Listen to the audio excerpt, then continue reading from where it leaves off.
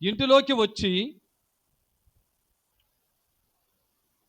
తల్లి అయిన మరియను ఆ శిశువును చూసి సాగిలపడి ఆయనను పూజించి. Praise the lord. 10 నుండి చదువుకుంటూ వస్తే 10వ అధ్యాయం నుండి చదువుకుంటూ వస్తే నక్షత్రమును చూచి అని రాయబడింది. ఏం చూసి వచ్చారంట? నక్షత్రము. నక్షత్రములో ఆకాశములో బోలేడున్నాయి, కానీ నక్షత్రమును చూచి అన్నాడు. నక్షత్రమును చూచి అనగా ఏంటంటే అది ప్రత్యేకమైన నక్షత్రం. అది యేసుక్రీస్తు ప్రభువుల వారు జన్మించుటకు అది గుర్తు, అది ఒక ఆనవాలు. చప్పట్లు కొట్టాలి. Praise the lord.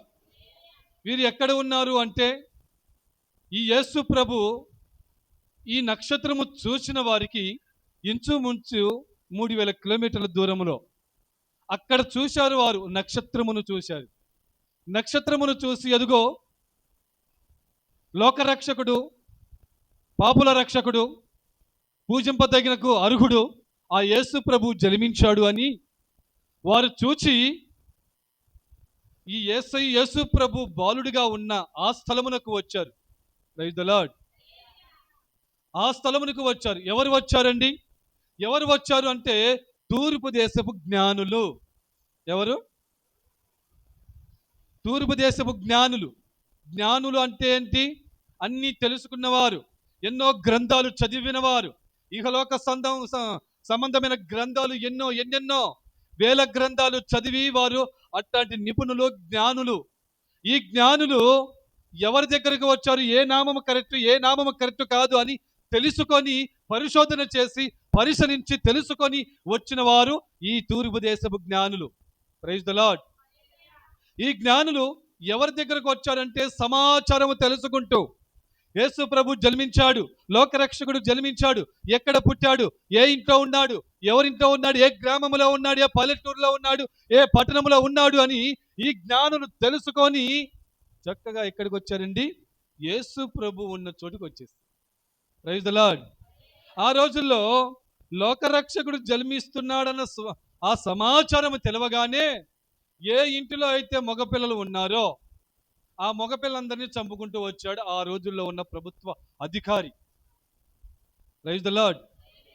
చంపేస్తూ వచ్చాడు. కానీ లోకరక్షకుడు భూమి మీద దేని నిమిత్తం వచ్చాడో, ఎందుకు వచ్చాడు, అది నెరవేర్చబడుటకు ఆయనకు మరణము లేదు, రాదు కూడా. Praise the lord. హల్లెలూయా. ఈ తూర్పు దేశపు జ్ఞానులు చక్కగా అడుగుతూ ఒక రాజుగారి దగ్గరికి వచ్చాడు. ఆ రాజు దుర్మార్గుడు, అతనే చంపేస్తూ ఉన్నాడు మనుషులని. తొలిసూరిగా పుట్టినటువంటి కుమారులని చంపేస్తూ ఉన్నటువంటి ఈ వ్యక్తి దగ్గరకు వచ్చి ఎక్కడ జన్మించాడు ఏంటి మాకైతే తెలియదు, కానీ మీకు తెలిస్తే మీరు వెళ్ళి తన్ని కలిసి తనతోటి మీరు ప్రార్థించి అతన్ని దీవించి మరలా తిరిగి నా యొద్దకే రమ్మని ఈ తూర్పు దేశపు జ్ఞానులతోటి ఈ రాజుగారు చెప్పారు. దేవునికి స్తోత్రం. మా అర్థమవుతుందో నేను చెప్పే మాట? అర్థమవుతున్న వాళ్ళందరూ హల్లెలూయా చెప్పండి. మరొకసారి చెప్పండి. ఆ మాట రాజుగారు చెప్పగానే వాళ్ళు ఈ జ్ఞానులు ఏం చేశారంటే చక్కగా యేసు ప్రభు ఉన్న ఇంటి దగ్గరికి వచ్చాడు. అక్కడికి వచ్చి ఆయన దగ్గరికి వచ్చి ఏం చేస్తున్నారు? పూజించడము ప్రారంభించారు. మోకరించి ఆ బాలుడిని, ఆ లోకరక్షకుడిని చూసి వారు ఆనందభరితులై ఆ ప్రభువుని పూజించిరి. చప్పట్లు కొట్టాలి. హల్లెలూయా, హల్లెలూయా. పూజించిరి. ఎవరండి? ఎవరు పూజించారు? జ్ఞానులు. వారికి తెలుసా తెలియదా యేసు ప్రభు గురించి? యేసు ప్రభు గురించి తెలుసా తెలియదా? ఎవరు చెప్పట్లా. Praise the lord. వారు తెలిసి వచ్చారు ప్రభువుని స్తుతించడానికి. ఈరోజు ఇక్కడ కూర్చున్న మీరందరూ లోకరక్షకుడు ఆయనే నిజమైన దేవుడని నమ్మి వచ్చిన వారందరూ ధన్యులో. హల్లెలూయా. ఇక్కడ మీరందరూ కూడా దేవుని తెలుసుకొని వచ్చారు, కానీ తెలియకుండా ఎవరూ రాలేదు. తెలియకుండా వచ్చారు అని నీ ఉద్దేశంలో, మీ హృదయములలో ఉంటే ఇప్పుడు నుంచి మీరు తెలుసుకొనుడి. హల్లెలూయా. ఇల్లు. ఆ ఇంటిలో ఎవరున్నారు? యేసయ్య ఉన్నాడు. ఈరోజు ఇల్లు, మన ఇంట్లో యేసయ్య ఉన్నాడా? యేసు ప్రభు మన ఇంట్లో ఉన్నాడా? మన ఇంట్లో యేసు ప్రభు ఉంటే మన ఇల్లు అందముగా మార్చబడుతుంది. Praise the lord. మా అర్థమవుతుందని చెప్పే మాట. యేసయ్య మన ఇంట్లో ఉంటే మన ఇల్లు అందముగా మార్చబడుతుంది. మన ఇల్లు అందముగా లేదంటే యేసయ్య మన ఇంట్లో లేడు. ఇంట్లో యేసయ్య ఉంటే సంతోషం ఉంటుంది, ఆనందం ఉంటుంది, గొడవలు ఉండవు, తగాదాలు ఉండవు, ఈ అసమాధానాలు ఉండవు, ఏవి కూడా ఉండవు. ఏమి ఉంటదంటే దేవుడున్న ఇంట్లో దేవుని సంతోషము ఉంటుంది. చప్పట్లు కొట్టారు. Praise the lord. ఇదిగో ఈ తూర్పు దేశపు జ్ఞానులు ఈ 3000 కిలోమీటర్లు నడుస్తూ వచ్చారు సంతోషముతో. వాళ్ళ కాళ్ళు నొప్పులు అనిపించలా. ఏ రోజు కూడా వారు నా కాళ్ళు నొప్పులు ఇస్తున్నాయి అనలా. ఈ మధ్యకాలంలో కొంతమంది ఏం చేస్తున్నారంటే, మా ప్రార్థనకు రావచ్చు కదమ్మా అంటే, మా ఇంటి పక్కన మందిరం అయితే బాగుండేది పాస్టర్ గారు. ఎక్కడ ఉండాలంట? ఇప్పుడు గత 2 సంవత్సరాల కింద ఒక ఆవిడ వచ్చింది. మళ్ళీ ఆమె ముసలి ఆవిడ కూడా కాదు, కుర్రావిడ, గట్టిగా ఒక 30 సంవత్సరాలు ఉంటాయి. ఆ సిస్టరు మా ఇంటి పక్కన మందిరం ఉండింటే బాగుండేది, 3 వీధులు దాటి అవతలికి రావాలి, అంత దూరం రాలేకపోతున్నాను. Praise the lord. హల్లెలూయా. ఈ మధ్యకాలంలో చిన్న పేపర్లో ఇచ్చారు, చిన్న ఒక తల్లిగారు, అదిగా వెనకాల కుర్చీలో కూర్చుని చూడు తల్లిగారు, అంత వయసు ఉంటుంది, నడువులు వంగిపోయినాయి, కర్ర పట్టుకొని 3 కిలోమీటర్ల ప్రార్థన మందిరానికి నడిచిపోతుందంట. చప్పట్లు కొట్టరా? Praise the lord. హల్లెలూయా.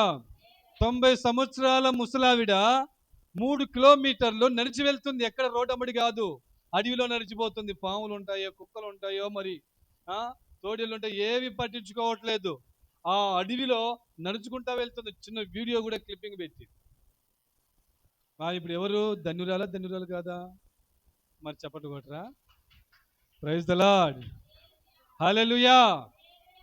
3 కిలోమీటర్లు నడిచి వెళ్తుంది మందిరానికి. ఈరోజు పక్క వీధిలో ఈడ మందిరం ఉందంటే ఆ నుంచి మా ఇంటి పక్కన ఉంటే బాగుండు అంటే, ఈ నుంచి ఇటు కూడా మేము మందిరాలు పెట్టుకుంటే వెళ్ళాలా? హల్లెలూయా. హైదరాబాద్ నుంచి వస్తున్నారంట ప్రతి శనివారం గుంటూరుకి.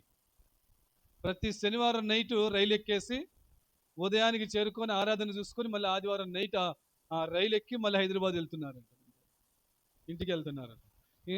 మరి 2-3 కిలోమీటర్లకు మందిరాలకు రమ్మంటే మందిరాలకు రావట్లేదు. అంటే ఈ రోజున ఏమవుతూ ఉందంటే, వాళ్ళ ఇల్లుని వాళ్ళు అందంగా మార్చుకోవడం లేదు, వాళ్ళ ఇల్లుని వాళ్ళు బాగు చేసుకోవడం లేదు. దేవుడు నా ఇంటి పక్కన ఉంటే బాగుండేది, నా ఇంటి పక్కన మందిరం ఉంటే బాగుండేది, ఇదిగో 10 అడుగులు వేయగానే మందిరంలో ఉంటే బాగుండేది అని కోరుకుంటున్నారు. కానీ ఇక్కడ దేవుడు ఏమంటున్నాడంటే, ఈ తూర్పు దేశపు జ్ఞానులు 3000 కిలోమీటర్ల నుండి నడిచి వచ్చారు. ఆ రోజులు బస్సులు ఉన్నాయేంటండి? ఈ రోజుల్లో ఆటోలు, బస్సులు, బైకులు, సైకిళ్ళు, రకరకాల అన్నీ వచ్చేసినాయి. ఈ మధ్యకాలంలో బైక్ కూడా ట్యాక్సీ కట్టి వచ్చేస్తున్నారు ఛార్జీలు. ఆ మధ్యకాలంలో ఆటోలకేమో ఛార్జీలు ఇచ్చి 50 రూపాయలని, 20 రూపాయలని, 30 రూపాయలని ఇచ్చి వచ్చేవాళ్ళు.